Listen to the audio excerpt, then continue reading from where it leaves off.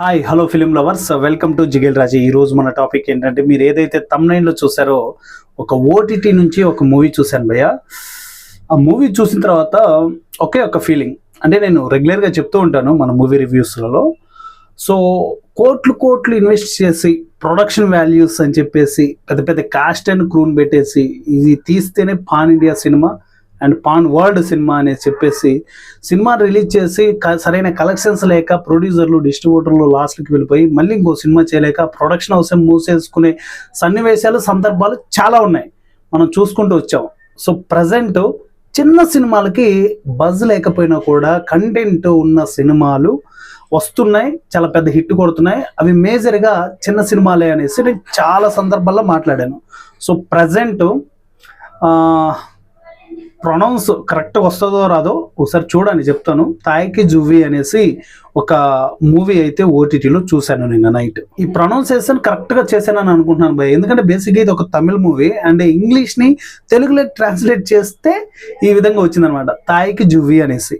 So దాని full form meaning ఏంటో నాకు తెలీదు. సో ఎవరైనా తెలిసిన వాళ్ళు ఉంటే కింద కామెంట్లో తెలియచేయండి, నేను కూడా తెలుసుకుంటాను. సో ఓవరాల్గా మూవీలోకి వెళ్తే మూవీ ఎలా ఉందిరా అంటే, మూవీ అయితే నెక్స్ట్ లెవెల్ అబ్బా. ఒక మహిళ ఏ విధంగా ఉండాలి, తన లైఫ్ స్టైల్ ఏ విధంగా తను అచీవ్ చేయాలి, తనకంటూ ఒక గోల్ ఉంటే ఆ గోల్ని ఎలా రీచ్ అవ్వాలి అనేసి ఈ సినిమా ఒక లేడీ ఓరియంటెడ్గా చాలా బ్యూటిఫుల్ మెసేజ్ ఇచ్చేస్తుంది.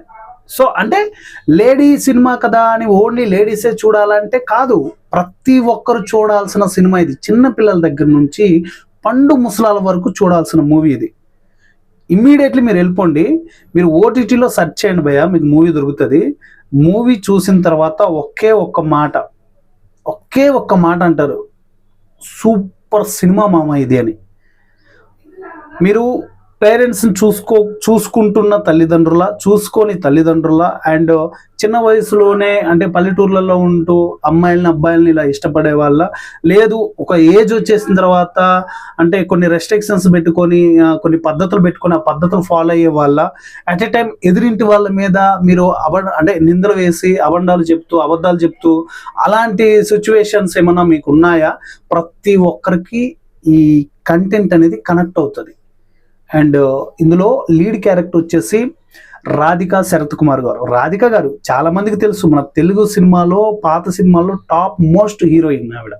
సో అలాంటి ఆవిడ్ని నేను అసలు ఫస్ట్ సినిమా స్టార్ట్ చేసినప్పుడు అసలు రాధిక గారు అనుకోలేదు, టైటిల్ కూడా చూడలేదు, టైటిల్ స్కిప్ చేశాను.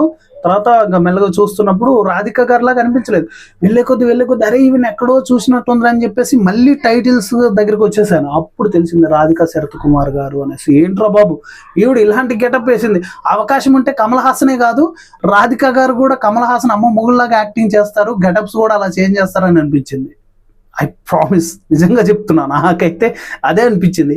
అసలుకి అక్కడ మీరు ఫోటోలో చూస్తే మీకు తెలియదు ఆవిడ రాధికా గారు అని, అస్సలు మీరు గెస్ చేయలేరు. అంత బ్యూటిఫుల్ పర్ఫార్మెన్స్ ఇచ్చారు, అంత బ్యూటిఫుల్ ఆ మేకప్ అదంతా కూడా చాలా అద్భుతంగా డిజైన్ చేశారు. సో ఓవరాల్గా సినిమాలో ఉన్న మెసేజ్ అయితే మాత్రం వేరే లెవెల్ ఉంటుంది. కానీ క్లైమాక్స్లో ఒక 2 ట్విస్టులు ఉంటాయి భయ్య, దీని తల్లి ఆ 2 ట్విస్టులకి అయితే మైండ్ బ్లాక్ అయిపోయింది. అలా ఉన్నాయి ట్విస్ట్ 2, 1 కాదు 2 ఉంటాయి.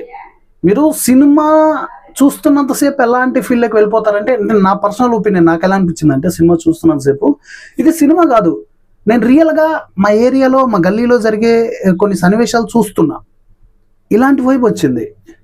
అలా ఆ క్యారెక్టర్లోకి ఇన్వాల్వ్ అయిపోతాం.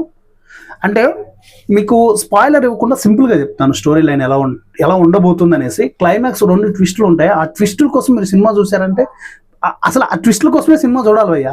సినిమా అంతా ఒక ఎత్తు, క్లైమాక్స్లో వచ్చి ఆ 2 ట్విస్టులు టాప్ నాచ్ అసలు. సో స్టోరీ ఫస్ట్ వడ్డీకి ఇచ్చే ఒక శాదస్తం ముసల్ది అంటే రాధిక గారు వడ్డీలకి తిప్పుతూ పీడించుకొని తింటూ ఉంటారు అనమాట ఊరిలో. సో ఆ ఊరు వాళ్ళందరూ ఏమనుకుంటారంటే, ఈవిడ చస్తే సగం దరిద్రం పోతులే అనుకుంటారు. అండ్ ఆ ఊరి ఎలుపులా ఒక పర్సన్ ఉంటాడు, ఆ పర్సన్ కూడా దేవుడికి దీపం పెట్టేసి ఆవిడ చావాలి అని చెప్పేసి ఆ దీపం ఆరిపోవాలి, ఇక్కడ ఈ దీపం ఆరిపోయేలోపు అక్కడ ఆవిడ చచ్చిపోవాలి అని అనుకుంటారు.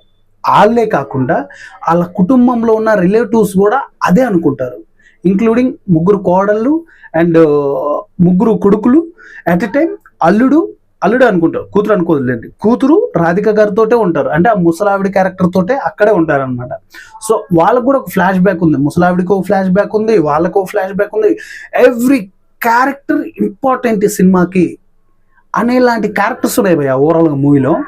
అసలుకి అలా వెళ్తూ ఉన్నప్పుడు మేబీ ఒక 30 minutes గ్యాప్లో అనుకుంటా ఆవిడ కోమాలోకి వెళ్ళిపోతుంది. కోమా కూడా కాదు, పక్షవాతం వచ్చేస్తుంది, నోట్లోంచి మాట ఉండదు అసలు. అంటే అది ఎలా క్రియేట్ చేశారంటే ఆ సిచ్యువేషన్, ఇంతమంది కోరుకున్నారు కదా ఈవిడ చనిపోయింది, ఇక్కడ నుంచి వేరేలా వెళ్ళిపోతుంది, మన తెలుగు బలగం లాగా అనిపిస్తుంది అని అనిపించింది సినిమా. కానీ అది కాదు.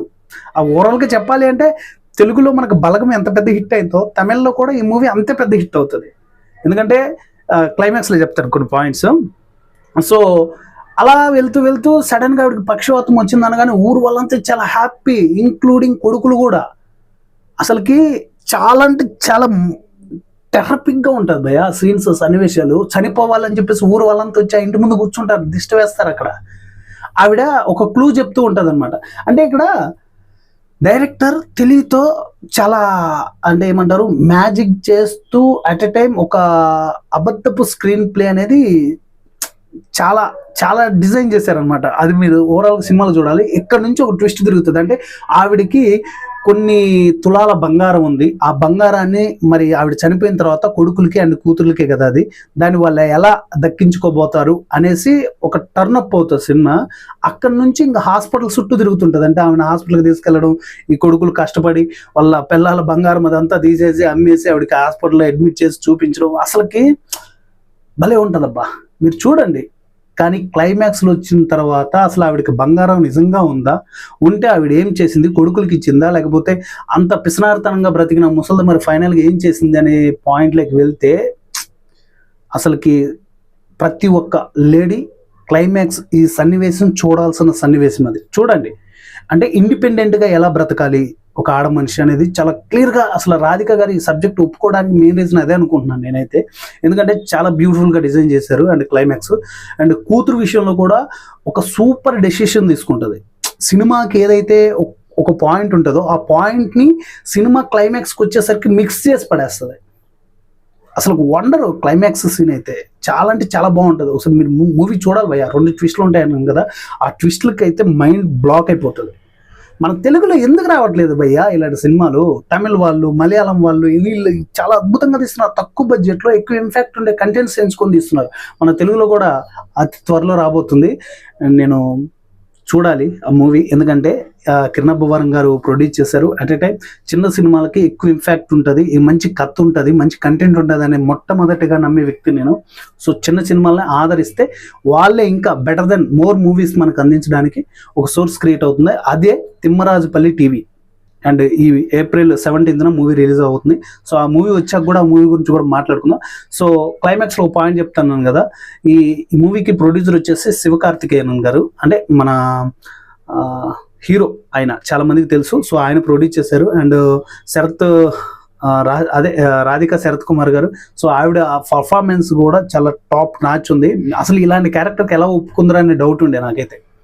సో ఫైనల్గా మీరు మూవీ చూడండి, చూసిన తర్వాత ఎలా అనిపించిందో కామెంట్ చేయండి. అండ్ చూసిన వాళ్ళు ఎవరైనా ఉంటే మీకు మూవీ ఎలా అనిపించిందో కూడా కింద కామెంట్లో తెలియచేయండి. నెక్స్ట్ వీడియోలో మళ్ళీ కలుసుకుందాం. సో జస్ట్ 75 కూడా కాదు, జస్ట్ 70 ఏమన్నారు, 70 కూడా లేదండి, 69 సబ్స్క్రైబర్స్ ఉన్నారు. సో టకటక కొట్టేసి ఆ మోటివ్ కూడా ఇచ్చేసేయండి. 1K మైల్ టోన్గా మనం రీచ్ అయిపోతాం. నెక్స్ట్ మళ్ళీ ఇంకో వీడియోతో మీ ముందుకు వస్తాను. Thank you.